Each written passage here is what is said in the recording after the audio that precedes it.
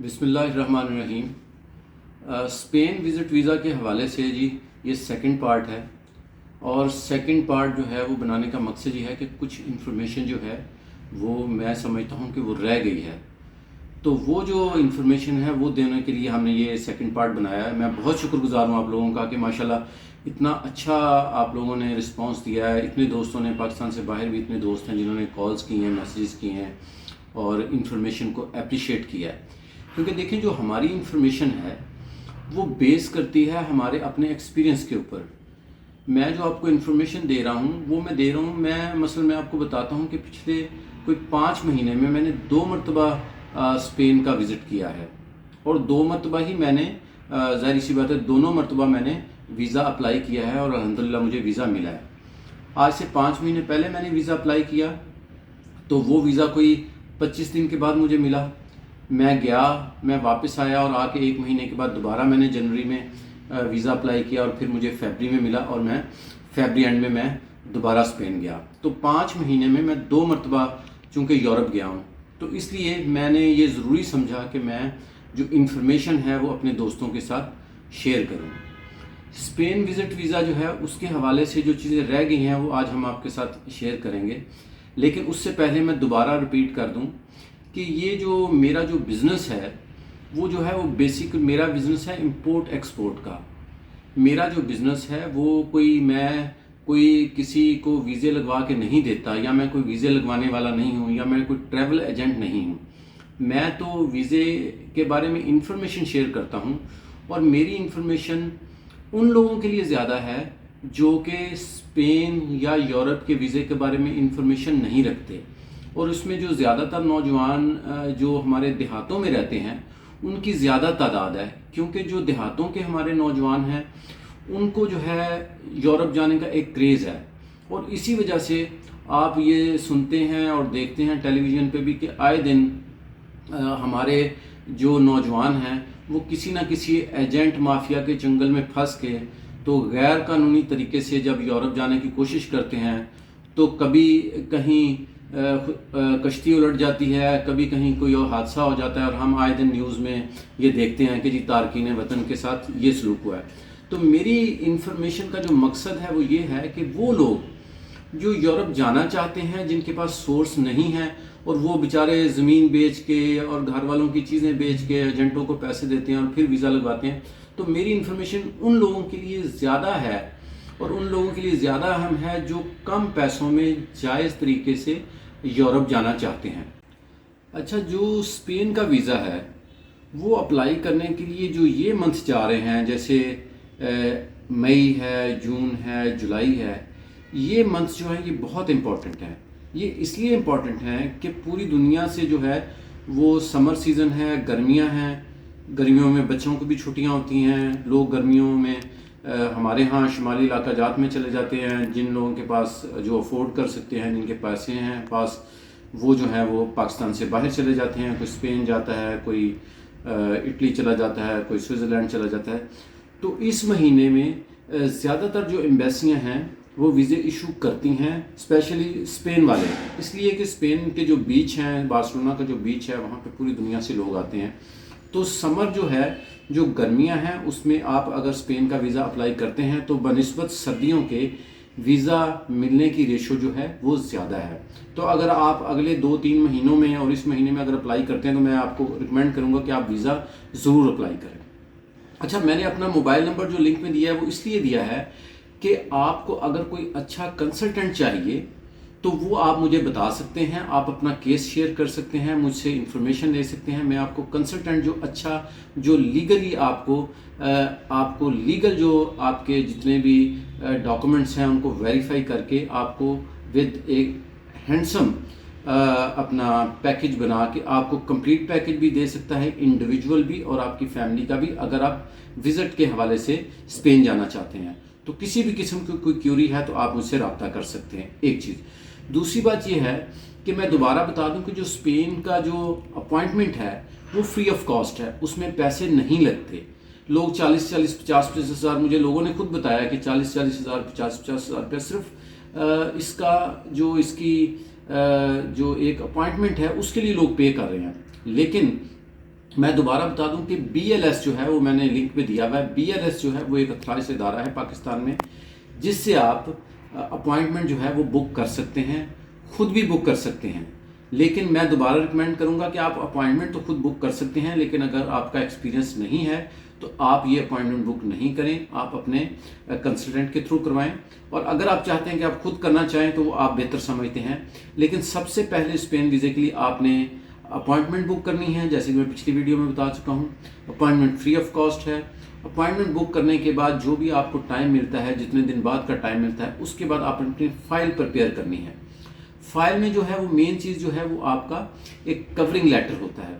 Covering letter जो है वो डिस्क्राइब करेगा कि आप स्पेन क्यों जाना चाह रहे हैं, स्पेन जाने की रीज़न क्या है, क्या आप टूरिज्म के लिए जाना चाह रहे हैं या मकसद क्या है। जो भी मकसद है वो आपने उसमें बयान करना है, और उसके लिए जो सबसे बेहतर है वो आपका कंसल्टेंट आपका एक बना के आपको दे सकता है स्ट्रॉन्ग केस आपका। उसके बाद जो आपने फाइल तैयार करनी है उसमें आपको जो डॉक्यूमेंट्स चाहिए उसकी चेकलिस्ट जो है वो BLS की साइट पे भी मौजूद है, और हम भी आपको बता सकते हैं। अच्छा जी, इसमें जो डॉक्यूमेंटेशन है, जो फाइल आपने प्रिपेयर करनी है, उसमें जो मेन चीज़ें हैं 4-5 जो हैं वो मैं आपको बता देता हूँ, जिसकी बेस पर इंशाल्लाह ताला आपके जो वीज़ा है वो इंशाल्लाह ताला ज़रूर लग जाएगा।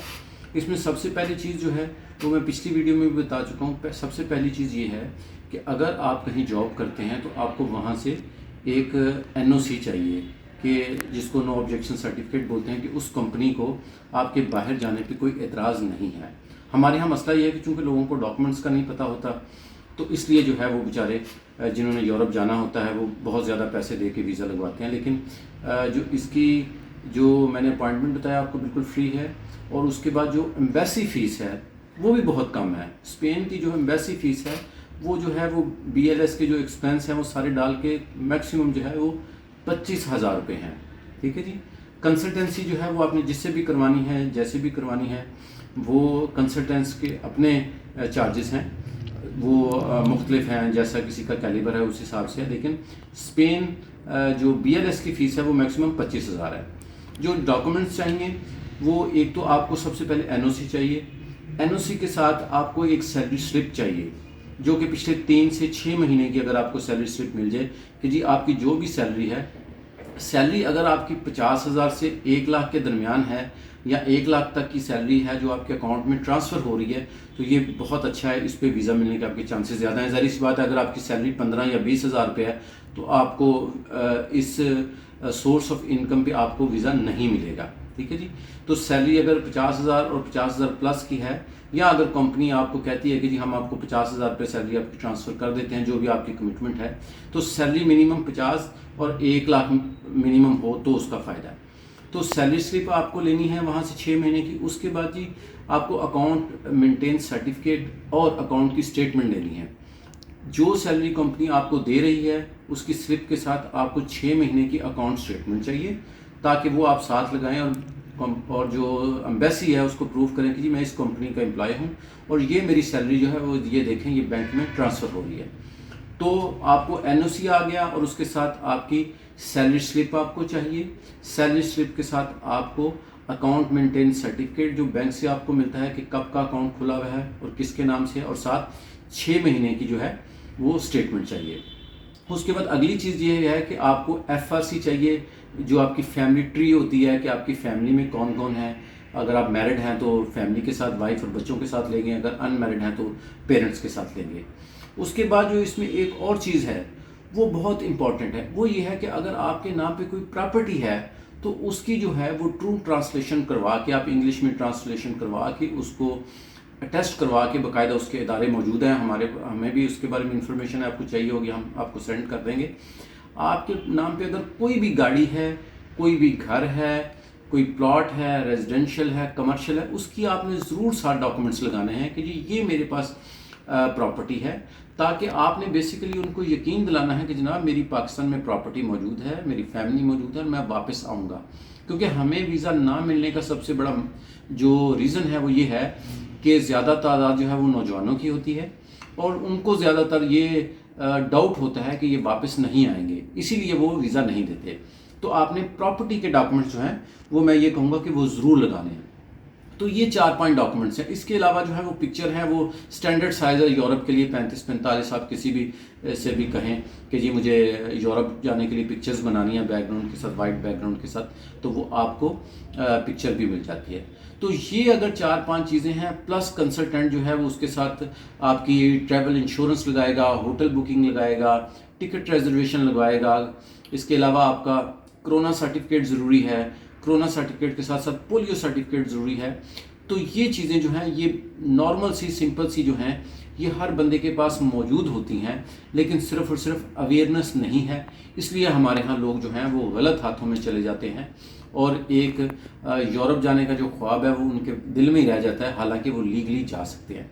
तो ये जो डॉक्यूमेंट्स मैंने आपको बताए हैं, मैं रिपीट कर देता हूँ दोबारा कि आपको NOC चाहिए यानी कंपनी से कि जी ये बाहर जा सकता है, सैलरी स्लिप चाहिए 6 महीने की, और साथ अकाउंटमेंट एंड सर्टिफिकेट, और आपको इसके साथ बैंक स्टेटमेंट चाहिए। इसके अलावा अगर आपकी कोई आपके नाम पे कोई प्रॉपर्टी है वो चाहिए, और इसके अलावा आपको FRC चाहिए, और जो छोटे लवाजमात हैं वो मैंने आपको बता दिए, होटल रिजर्वेशन और इस तरह की चीज़ें हैं। ये डॉक्यूमेंट्स आप लगाएं तो इंशाल्लाह ताला आपको वीज़ा मिल जाएगा। अब दूसरी चीज़ ये है कि मैं आपको ये बताना यहाँ बड़ा ज़रूरी समझता हूँ, अगर आपका वीज़ा लग जाता है इंशाल्लाह ताला, अगर आप इन डॉक्यूमेंट्स पे लगाते हैं तो मुझे बहुत यकीन है कि आपका वीज़ा लग जाएगा। तो मैं आपको एक बड़ी मज़े की बात बताना चाहता हूँ कि स्पेन में जो पाकिस्तानी कम्युनिटी है वो बहुत अच्छे लोग हैं। अगर आप स्पेन में स्पेशली बार्सिलोना में अगर आप जाते हैं तो वहाँ बहुत हैं पाकिस्तानी कम्युनिटी। अगर आप वहाँ जाते हैं तो आप यकीन करें कि आपको बड़े अच्छे तरीके से, आप किसी भी रेस्टोरेंट्स में आप जाते हैं जो पाकिस्तानी रेस्टोरेंट हैं वो बहुत ही वेलकम करते हैं। मैं अपनी आपको इसमें एक वाक़या शेयर करता हूँ कि मैं पिछले दिनों जब बार्सिलोना में था तो मैं एक रेस्टोरेंट में खाना खा रहा था। तो वो जो वहाँ पे जो साथ काम कर रहे थे उनका नाम था शम्स साहब। शम्स साहब के साथ अभी मेरी बहुत अच्छी दोस्ती है। तो मैं उनके साथ वैसे ही गपशप लगा रहा था, वो पाकिस्तानी थे, तो मैंने उनसे डिस्कस किया कि जी मैं तो विज़िट के लिए आया हूँ। तो आप यकीन करें कि जब उनको ये पता चला कि मैं पाकिस्तानी हूँ और मैं विज़िट के लिए आया हूँ तो उन्होंने मुझे प्रॉपर गाइड किया। इसके साथ साथ आप यकीन करें मैं जितने दिन स्पेन रहा, जितने दिन मैं होटल में गया, उन्होंने कभी मुझसे पैसे नहीं लिए। मैं बाज़ औक़ात बहुत शर्मिंदा भी हो जाता था क्योंकि वहाँ पे पाकिस्तानी होटल जो हैं वो आपको अगर कोई पसंद आए तो फिर यकीनन आप वहीं से खाना खाएंगे। तो लेकिन उनकी मोहब्बत इतनी ज़्यादा थी कि उन्होंने मुझसे पैसे भी नहीं लिए, मुझे खाना भी इतना अच्छा खिलाया, मुझे इज़्ज़त भी इतनी दी। और उसके बाद मज़े की बात ये कि मैं वापस आ गया। वापस आने के बाद जब मैं दोबारा गया स्पेन तो उनको पता चला कि मैंने स्पेन आना है, तो उन्होंने कहा कि जी सिजाद साहब अगर आप स्पेन आ रहे हैं तो आपने होटल में बुकिंग नहीं करनी है, मैं आपके होटल का अरेंजमेंट्स करूंगा। और आप यकीन करें कि उन्होंने बगैर मुझसे पूछे उन्होंने होटल भी बुक करवाया, उसके जितने यूरो बनते थे वो भी पे कर दिए। ये एक एग्जाम्पल है शम्स भाई जो हैं। लेकिन शम्स भाई जैसे बहुत सारे दूसरे दोस्त हैं। इसी तरह इटली में मेरे एक दोस्त हैं आसिफ भाई, बहुत अच्छे हैं, उनके साथ भी ऐसी मुलाकात हुई। उन्होंने इतनी मोहब्बत का मुजाहरा किया, घर लेके गए, खाना खिलाया, वहाँ पे हर तरह की सपोर्ट की, सारी जगहों पे लेके साथ गए। तो ये जो शम्स साहब और आसिफ साहब जैसे जो लोग हैं ये बहुत ही हमारे एसेट्स हैं पाकिस्तान के। तो अगर आपका वीज़ा लगा हुआ है स्पेन का, आप स्पेन जा रहे हैं, वहाँ पहुँच गए हैं, अगर आपको किसी भी किस्म की कोई हेल्प की ज़रूरत है तो आप मुझे बताइएगा, मैं उनके नंबर्स आपको शेयर कर दूंगा, वो हर तरह से आपकी सपोर्ट करेंगे। दूसरी बात यह है कि हमारे 90% जो नौजवान हैं वो जाते हैं तो सबको ये पता है कि वो वापस नहीं आते, क्योंकि वो वापस आना ही नहीं चाहते, वो जाते ही इसलिए हैं। तो अगर आप स्पेन में जाते हैं और आप वहाँ सेट होना चाहते हैं तो ये भी बहुत आसान है। आप विज़िट वीज़ा पे जाते हैं तो वहाँ पर आप लीगली जाते हैं, तो आप लीगली जो है वहाँ जाने के बाद इसके बहुत सारे प्रोसीजर्स हैं जो कि वहाँ के मकामी लोग आपको गाइड कर देंगे कि अगर आप यहाँ पर विज़िट पे आए हैं और लीगली आप जॉब तलाश करना चाहते हैं और वहाँ सेट होना चाहते हैं तो ये भी बहुत आसान है, ये भी कोई मुश्किल नहीं है। सबसे जो मुश्किल काम है वो है स्पेन का लीगल वीज़ा हासिल करना। तो मैंने जो आज का ये जो पार्ट 2 है ये सिर्फ और सिर्फ आपको इसलिए बताया कि आपको पाकिस्तानी कम्युनिटी के बारे में भी पता हो कि पाकिस्तानी कम्युनिटी जो हमारी स्पेन में मौजूद है, स्पेशली बार्सिलोना में मौजूद है, वो कितनी हेल्पफुल है। तो एक तो ये हो गया। दूसरी बात यह है कि डॉक्यूमेंटेशन के बारे में मैंने आपको अगेन बता दिया, यही डॉक्यूमेंट्स हैं और इसके अलावा और कोई डॉक्यूमेंट्स नहीं लगता। तो इन्हीं डॉक्यूमेंट्स पे आप जो है वो अप्लाई करें, कंसल्टेंट के थ्रू करें अगर एक्सपीरियंस नहीं है अगेन। और ये है कि कोशिश करें कि विज़िट करके वापस आ जाएं। अगर आप स्पेन या यूरोप के किसी कंट्री में जाते हैं और विज़िट करके वापस आ जाते हैं तो ये बहुत ही ज़बरदस्त है आपके लिए, और आपके लिए आइंदा के लिए यूरोप का वीज़े के लिए दरवाजे खुल जाते हैं। जैसे अब मैं अल्हम्दुलिल्लाह पासपोर्ट भेजता हूँ, तो पहली दफ़ा जब मैं ज़िंदगी में यूरोप गया था तो उन्होंने मेरे जब मुझे वीज़ा इशू किया स्पेन वालों ने, तो उसके आगे उन्होंने एक स्टैंप लगाई कि जी आपने रिपोर्ट बैक, उसको बोलते हैं कि आपने जब वापस आना है तो आपने आके रिपोर्ट बैक करनी है कि जी मैं वापस आ गया हूँ, और पर्सनली आके हमें बताना है।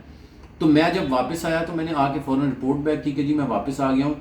एम्बेसी को उन्होंने भेज दिया कि जी ये वापस आ गया। उसके बाद जब मैंने दोबारा जितने भी मुल्कों का यूरोप के लिए अप्लाई किया है तो वो आपका प्रीवियस जो रिकॉर्ड है, जैसे पासपोर्ट नंबर डालते हैं तो उसमें आ जाता है कि ये सब इतनी मरतबा यूरोप गए हैं।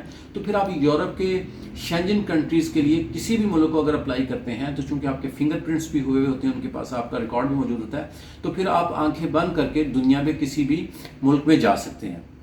तो ये सारी बातें आपको आज बताने का मकसद ये था कि आपको अवेयरनेस हो कि आपने जाना कैसे है, और अगर आप वहाँ चले जाते हैं तो जो पाकिस्तानी कम्युनिटी है वो भी आपको बहुत हेल्प करेगी। आप किसी भी पाकिस्तानी, मैं ज़रूरी नहीं कहता कि हमारे जानने वाले, किसी भी पाकिस्तानी के साथ आप जाके अपनी प्रॉब्लम शेयर करेंगे तो वो आपको बहुत अच्छा गाइड करेंगे।